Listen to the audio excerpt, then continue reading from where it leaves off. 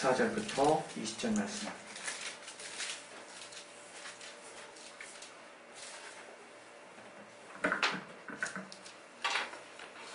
네, 우리 찾으셨으면 17장 14절부터 20절 말씀 우리 다 같이 우리 합독하겠습니다. 시작.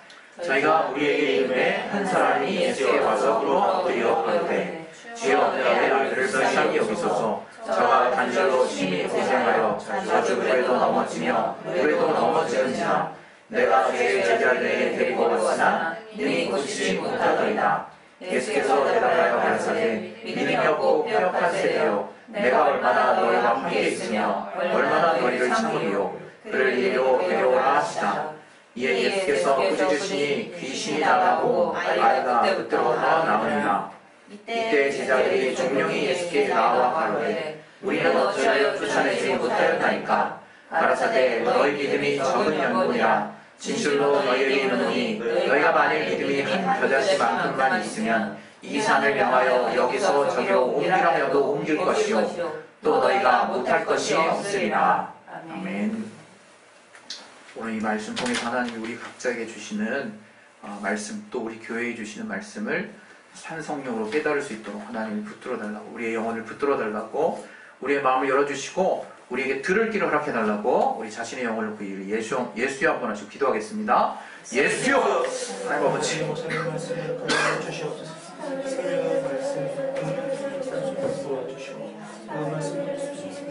아버지 도와주시고 역사해 주시옵소서.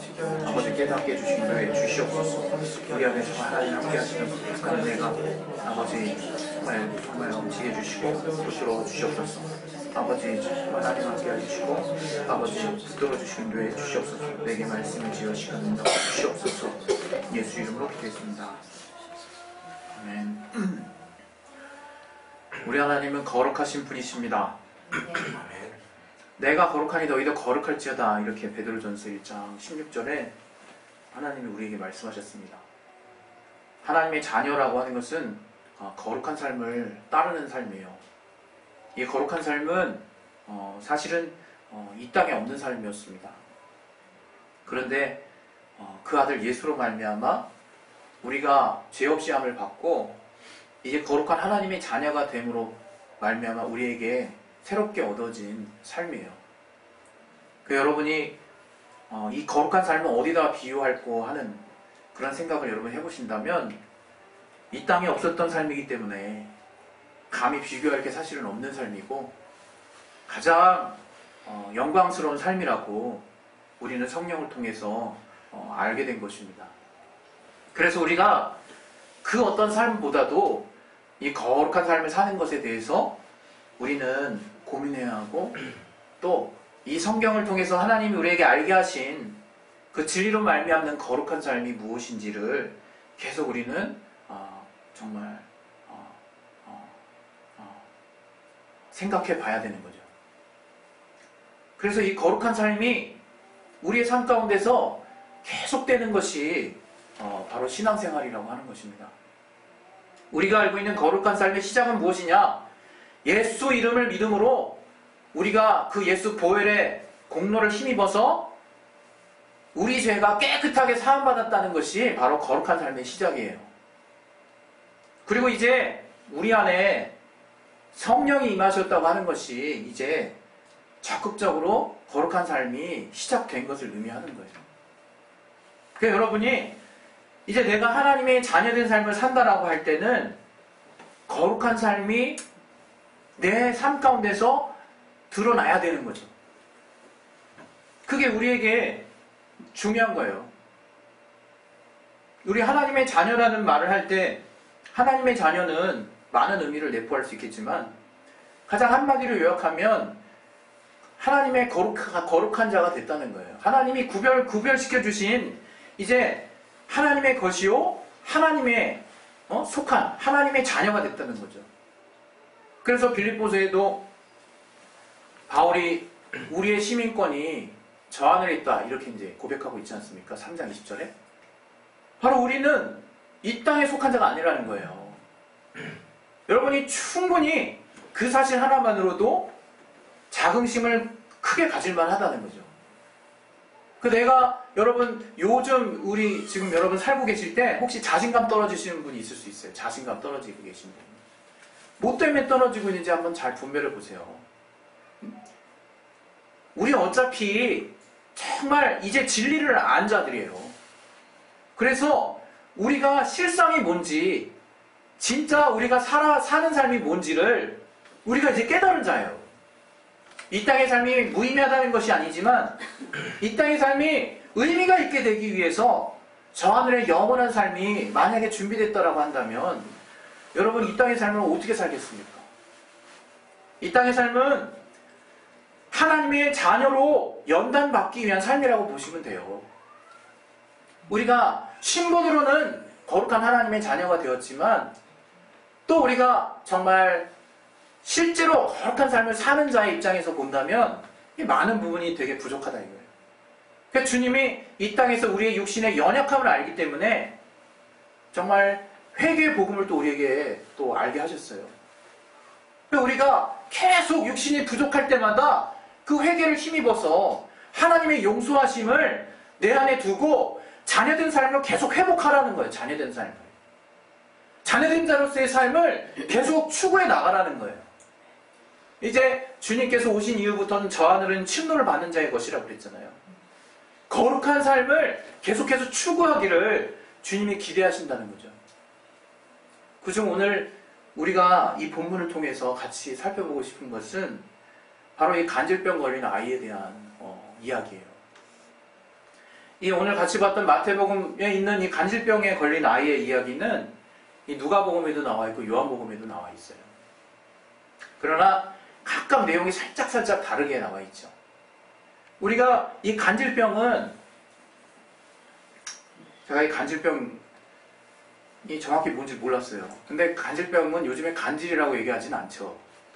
그게 약간 인격적인 어떤 그 사람을 이렇게 딱 매도하는 뭐 이렇게 이미 편견을 갖게 하는 그런 요소가 있어서 뇌전증이라고 바뀌었다고 그러더라고요. 뇌전증.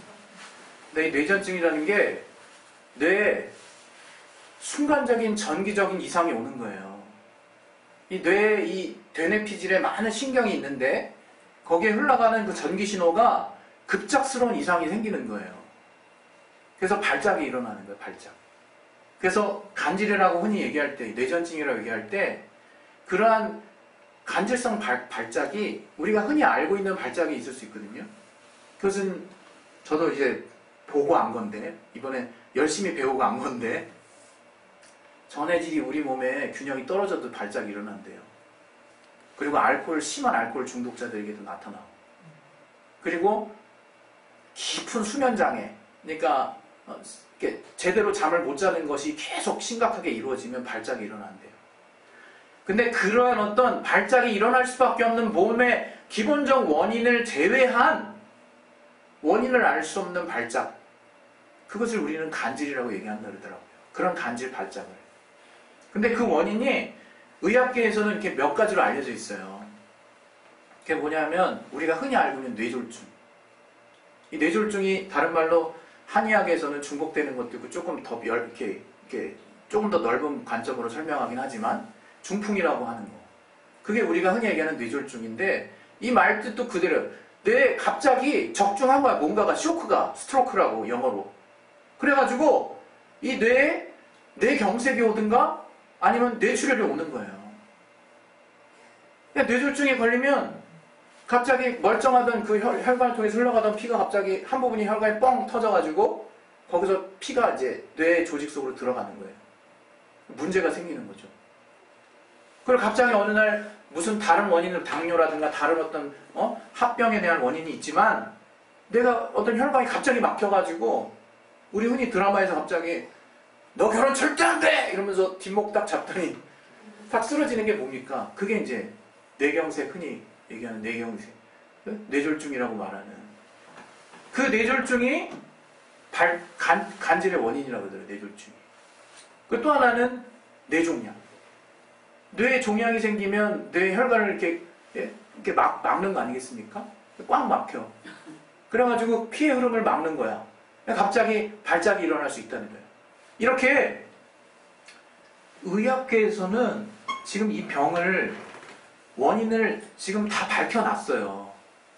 다 밝혀놨어. 그래서 이게 약물로 정말 해결할 것이냐, 아니면 상황이 심각하면 그 끊어진 부분을 이을 것이냐, 아니면 그 문제를 일으키는 부분의 뇌를 일부 제거를 할 것이냐, 이런 여러 가지 양의학적인 어떤 기술도 발전돼 있고, 한의학적으로는 그런 몸의 신경계의 균형을 잡아주는 많은 약재들이 나와 있다 그러더라고요.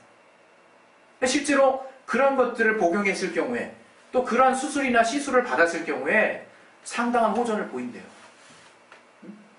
그게 우리가 지금 사는 세상이에요. 그런데 오늘 제가 여러분에게 드리고 싶은 말씀은, 그러면 과연 우리는 그러한 의학이 해결할 수 있는, 한의학이 해결할 수 있는, 약이 해결할 수 있는, 그 다음에 대체의학이 해결할 수 있는 그러한 모든 이 세상의 과학 문명으로 또 의학으로 지금 여기까지 인간의 머리를 주님이 주셨을 텐데, 그 머리로 발전시켜 놓은 그 기술력으로 우리가 우리의 정말 병들을 어느 정도 지금 정복해 가고 있는 현실에 살고 있다 이거죠. 그것과 주님이 말씀하신 이 신앙과 무슨 관계를 우리가 무슨 관계가 있는 것인지 우리가 정확히 우리의 입장을 돌아봐야 되는 거예요.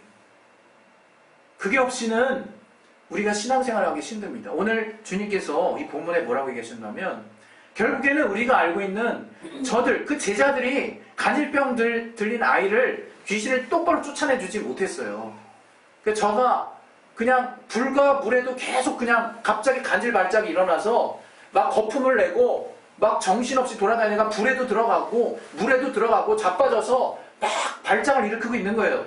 그게 충분히 그냥 몸에 해를 입힐 만큼 된 다음에 또 귀신이 잠깐 떠나든지 증상이 또 이게 그냥 없어지든지, 이런 게 의학적으로는 24시간에 2회 이상이 일어나는 게 간질이라던데, 하루에도 여러 번 일어나는 거겠죠. 근데 이러한 간질 발작이 나면서부터 일어났단 말이에요. 이거 어떻게 이걸 해결하느냐? 그 당시 그때 이 성경에서 말하는 그 방책은 주님이 더러운 귀신을 내어쫓는 축사를 지금 얘기하고 있어요. 제자들이 그걸 알았단 말이에요. 그래서 그 귀신을 내어쫓으려고 했는데 쫓아지질 않는 거야. 그래서 예수께 데려왔어요. 근데 예수님이 뭐라고 얘기하시냐면, 이 믿음이 없고 패역한 세대요, 이렇게 얘기해요. 여러분, 믿음이 없다는 건 등위 접속사로 연결됐는데, 믿음이 없다는 건 곧 패역하다는 거예요. 다른 말로 부패했다는 거예요. 한마디로 얘기하면 신앙이 타락했다는 걸 말하는 거예요. 왜 주님이 그런 말씀을 하셨을까? 주님도 낫기 위해서 포도주를 쓰라는 얘기도 하시고, 또 행로에 고나셔서 식사도 하시고, 또 주님이 다만 안수하여 고치기도 하시고, 여러 가지 다양한 방법들을 성경에 자세히 찾아보면 분명히 주님이 어떤 의학을 인정하시지 않은 모습은 아닌다는 것을 우리가 또 알게 되는데, 과연 그것이 뭘까? 바로 우리가 거룩한 자의 삶이 뭔지를 알으라는 거예요. 하나님이 자녀에게 주신 삶이 무엇인지를 먼저 깨달으라고 주님이 우리에게 말씀하신다 이거예요.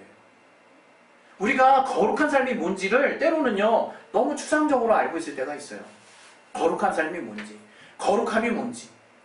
우리가 그토록 많이 배우고 그토록 많이 안다라고 하면서도 내게서 하나님의 거룩함을 찾아볼 수 없는 삶을, 하루를 살 수도 있는 거야. 내가 잘 모르면.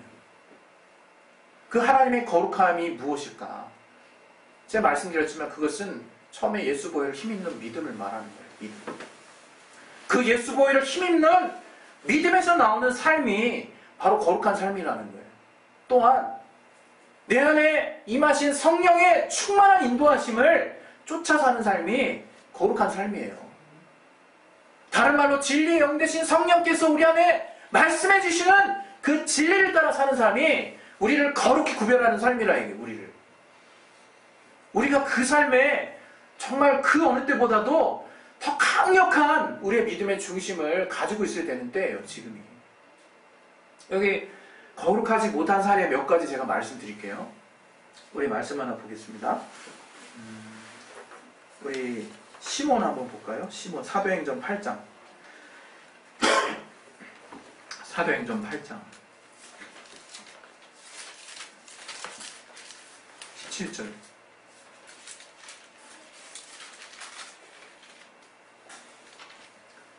17절부터 20절까지 한번 같이 읽어보겠습니다. 시작. 이에 두 사도가 저희에게 안수함에 성령을 받은지라. 시몬이 사도들의 안수함으로 성령을 받는 것을 보고 돈을 들여 가로되 이 권능을 내게도 주어 누구든지 내가 안수하는 사람은 성령을 받게 하여 주소서 하니 베드로가 가로되 내가 하나님의 선물을 돈 주고 살 줄로 생각하였으니 내 은과 내가 함께 망할지어다 말했죠. 그때 그 시몬은 요술하는 자고 나름대로 다른 사람들에게 희한한 능력을 행하는 자로 알려져 있었던 것 같아요. 그러나 자기가 딱 가보니까 예수님의 제자들이 안수를 하더니 성령을 받게 하네. 그 장면을 보니까 완전 자기보다 한 단계 위인 거야. 이 시몬이 볼 때는. 그래서 저가 보였던 행동이 뭐냐? 이 성령으로 말미암아 우리에게 성령이 임하시는 이 하나님의 일을 돈 주고 살 줄로 알았던 거예요. 거래를. 우리 여러분 잘 분별하셔야 돼요. 여러분 정말 신유의 역사가 일어나는 곳에 돈이 개입하면 안 됩니다. 그건 타락한 거예요. 절대로 그렇게 해서는 안 돼요. 하나님이 거저주셨는데 어떻게 거저준 것을 돈 받고 팝니까? 여기 보시면 돈으로 거래할 줄 알았다는 거예요. 성령을 받아서 안수받는 거를. 그때 제자들이 단호하게 말을 해요. 네 은과 금과 함께 네가 망할 거라고. 첫 번째 케이스. 이 사람은 왜 이랬을까요? 거룩한 사역, 하나님의 일을 몰랐어요. 거룩한 삶이 뭔지 몰라. 성령의 역사가 뭔지 몰라요. 우리 또 하나 봅시다. 우리 고린도전서 3장 16절. 고린도전서 3장 16절.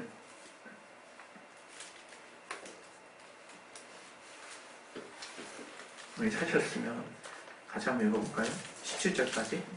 시작. 너희가 하나님의 성전인 것과 하나님의 성령이 너희 안에 거하시는 것을 알지 못하느뇨. 누구든지 하나님의 성전을 더럽히면 하나님이 그 사람을 멸하시리라. 하나님의 성전은 거룩하니 너희도 그러하니라. 여기 더럽히다는 뜻이 세 번역에는 파괴하다라는 뜻으로 나와요. 여기 본문에 보면 이 헬라어로 푸데이로라고 하는 이 더럽히다는 뜻이 우리를 시들게 하다, 그리고 상하게 하다, 파괴하다 이런 의미가 있어요. 다른 말로 성령이 거하신 성전, 성령께서 심히 상심하게 되는 일을 벌이는 거예요. 그리고 정말 상하게 되는, 세 번역에 의하면 극단적으로 파괴하는 그런 일을 행하는 것을 말해요. 이 구절을 놓고 또 이 고린도전서 바울은 6장 19절에 또 비슷한 또 형태의 얘기를 하고 있어요. 거기에는 창기와 이렇게 간음을 하는 자들에 대한 사례를 얘기해요. 그러면서 우리의 신분이라는 것이 영으로 봤을 때, 거룩한 신분으로 봤을 때 하나님의 영과 완전하게 지금 하나가 되고 있는 그런, 우리가 우리의 몸을 주장할 수 없는 그런 지금 신분이 됐다는 거를 네가 제대로 알고 있지 못하느냐라고 지금 딱 혼내고 있다. 왜? 저가 자기 몸, 그 육체로 짓는 죄가 그것이 어떤 정말 다시 살 수 없는 죄라는 의미의 얘기를 하는 건 아니에요. 그러나 저가 육체로 범하는, 특히 음란한 어떤 음행에 대해서는 외부로 다른 죄들은 짓는 거지만 내가 내 몸에다 대해서 죄를 짓는 것과 같고, 그것은 내가 주님과 한 영이 되어 있으므로 이제 내가 성령과 하나 됐다는 그 성령, 거룩한 삶에 대한 개념이 네가 지금 그 개념을 망각하고 있는 삶과 같다라고 지금 바울이 경고하고 있는 거란 말이에요. 우리에게. 그 음행의 죄가 정말 삶이 없는 죄가 아니라 우리가 그렇게 우리를 몰라요. 우리가 우리 자신이 얼마나 거룩한 신분이 됐다는 것을 망각한다 이거예요. 우리 사도행전 3장을 또 보겠습니다. 사도행전 5장을 보겠습니다. 우리 3절 4절. 사도행전 5장 3절 4절 같이 한번 읽겠습니다. 시작. 베드로가 가로되 아나니아야, 어찌하여 사단이 네 마음에 가득하여 네가 성령을 속이고 땅값 얼마를 감추었느냐. 땅이 그대로 있을 때에는 내 땅이 아니며 판 후에도 내 임의로 할 수가 없더냐. 어찌하여 이 일을 내 마음에 두었느냐. 사람에게 거짓말하는 것이 아니요 하나님께로다. 아나니와 삽비라 이야기는 우리가 잘 알고 있잖아요. 이 신약에 하나님이 그 예수를 믿는 자들의 목숨을 이제 빼앗긴, 그래서 그 지역 모든 사람들이 두려워했던 그 사건. 아나니아 삽비라가 자신의 재산 전부를 다 이렇게 바꿨어요. 그중 일부를 감췄다. 근데 그가 땅값을 전부 팔아서 하나님께 다 드리겠다라는 그 믿음의 고백을 했겠죠. 그때는 그건 이제 하나님 것이래요. 하나님. 그러나 이 제자들 앞에 이제 마음에 우리가 이게 흔히 갈 수 있는 어떤 실수라 그럴까요? 그게 우리가 내가 지금 하나님과 얘기했는지 사람과 얘기했는지 그 분별을 못해 우리가 지금. 우리가 지금 사람과 상대해서 죄를 짓고 있는지 하나님께 대해서 내가 이 범죄하고 있는지를 내가 잘 분별을 못한단 말이에요. 거룩한 삶이 뭔지를 모르니까. 지금 여기서 하나님께 바쳐진 것은 하나님의 것이라고 얘기하는 거야. 하나님은. 그걸 네가 빼앗을 생각하지 말라는 거예요. 이 사례가 어떻게 됐습니까? 저들의 목숨이 끊어졌어요. 목숨이. 더 이상 하나님께 영광 돌릴 기회가 상실됐어요. 저는 이들은 구원을 받았을 거라 생각해요. 예수를 믿으니까. 그러나 더 이상 하나님께 하나님께 영광 돌리고 저가 하늘나라에서 하나님의 더 가까운 곳에 갈 수 있는 자격은 그 순간 그냥 완전히 박탈돼 버렸어요. 얼마나 충격적인 사건입니까? 거룩한 삶이 뭔지 모르니까 더 귀하게 여겨야 되고 지켜야 되는 가치가 도무지 뭔지 분별이 안 되니까 내가 하나님께 기도했는지 내가 하나님과 거래했는지 아니면 이거 사람에게 대해서 그냥 한 건지 내가 분별을 못한다 이거예요. 우리가 또 잘 아는 스게아라고 하는 제사장의 그 7 아들들이 있었어요.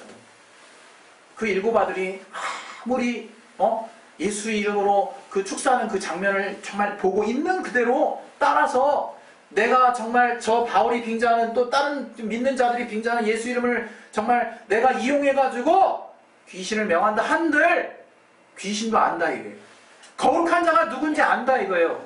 예수 이름이 있는 자가 누군지 안다 이거예요. 우리 그 바로 위에는 바울이 그냥 수건만 갖다 대도 그냥 사람들이 났어요.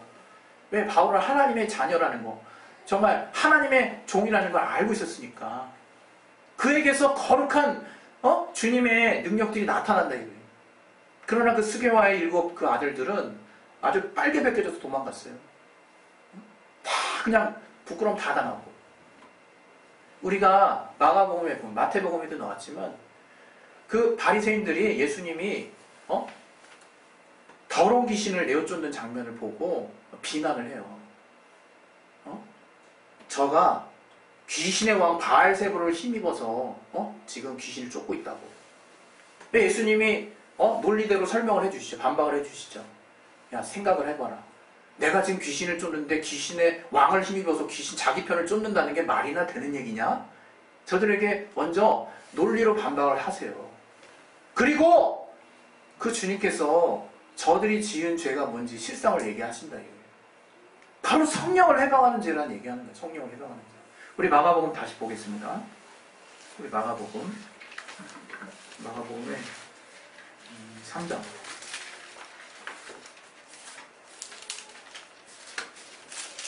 28절부터 30절.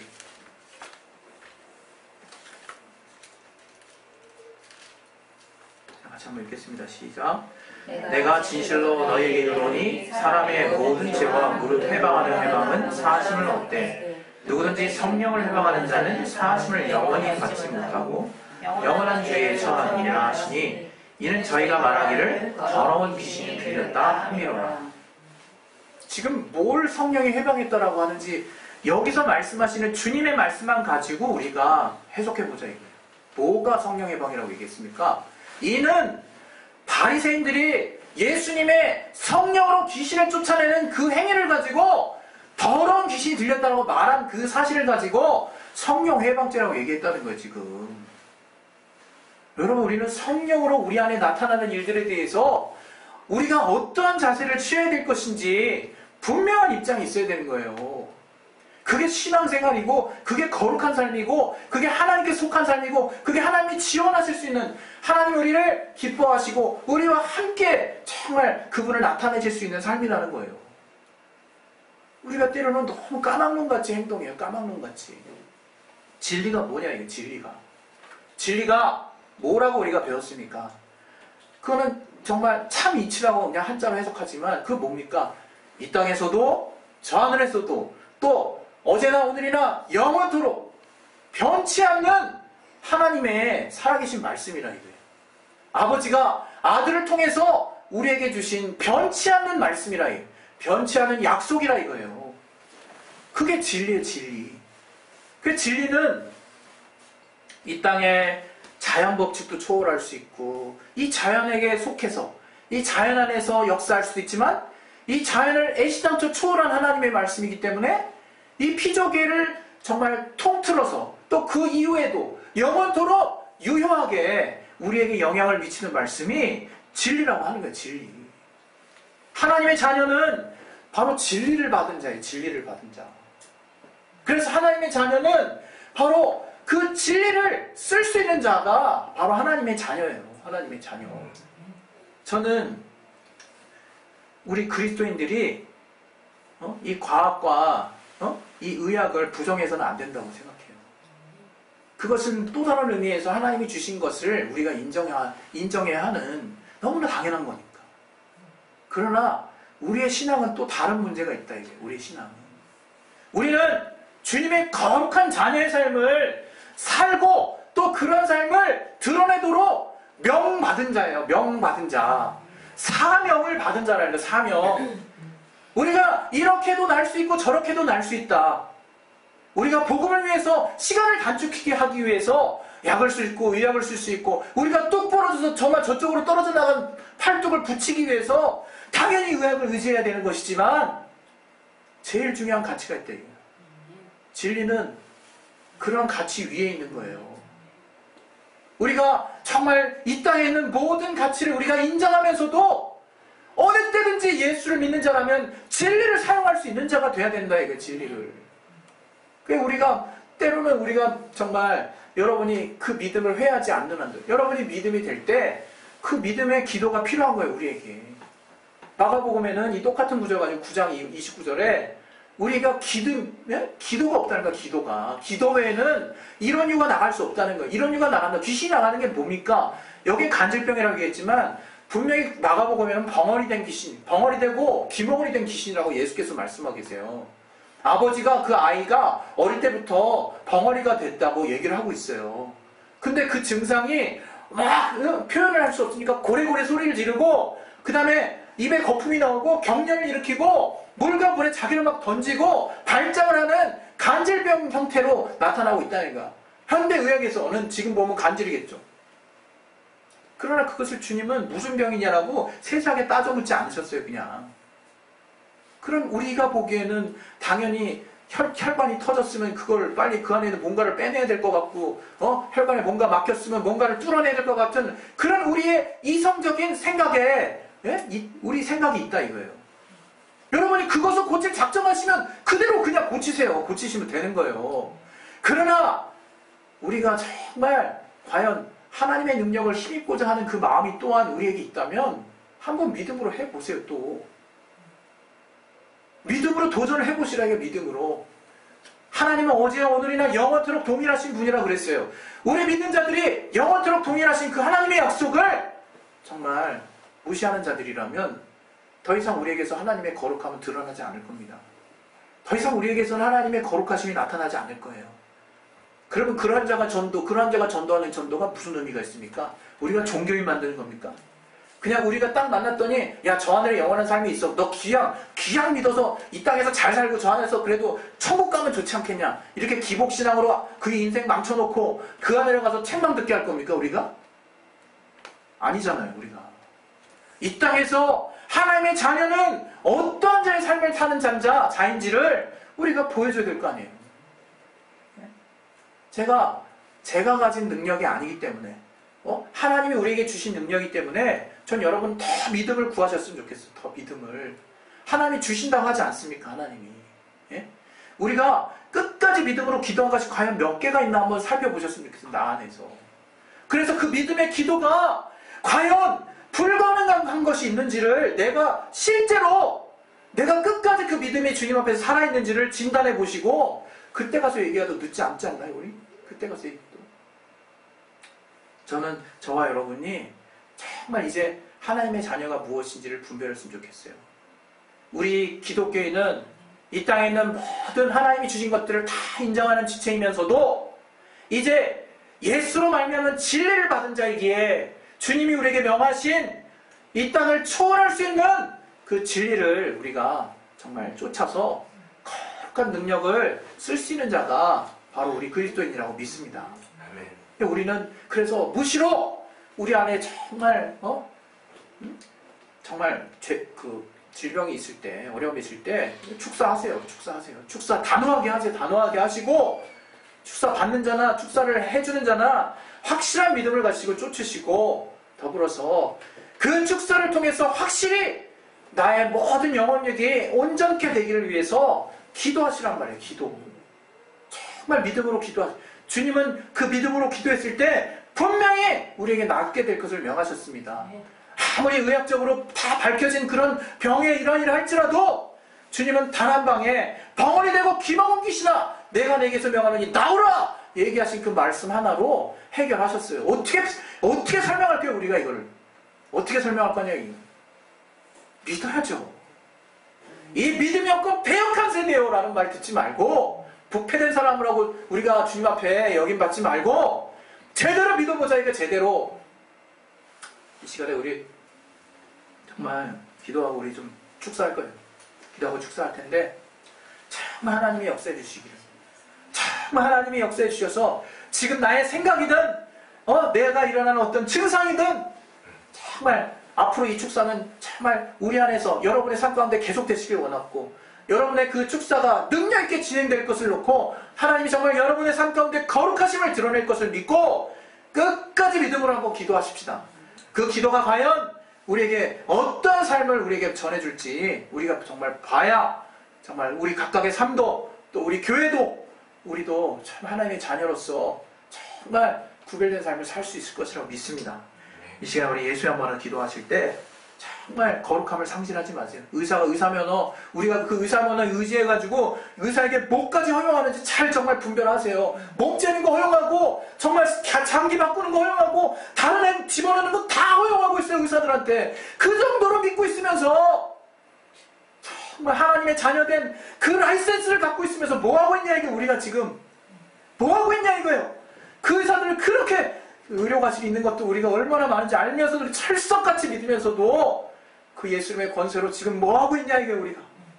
이 시간에 우리 기도합시다. 정말 진리는 이 땅의 모든 과학과 의학을 정말 초월하여서 그것을 통과해서 그 위에 있는 가치예요. 우리가 그 진리 정말 우리 안에 있는 하나님이 우리에게 기본적으로 주신 모든 것들을 인정하는 것 가운데 살아야 되겠지만 우리가 믿음 있는 자고 우리가 또 하나님의 거룩한 삶을 드러낼 자라면 무시로 믿음을 도전하시라 이거. 믿음을 여러분 안에는 믿음을 도전하십시오. 이 시간에 예수의 한 말로 기도하겠습니다. 예수여 하나님 아버지 도와주시옵소서. 아버지 역사해 주시고 도와주시옵소서. 아버지 우리 안에 하나님 우리에게 주신 거룩한 신유와 정말 그리스도의 그 이적을 우리가 무시하지 않게 도와주시옵소서. 아버지 우리들의 정말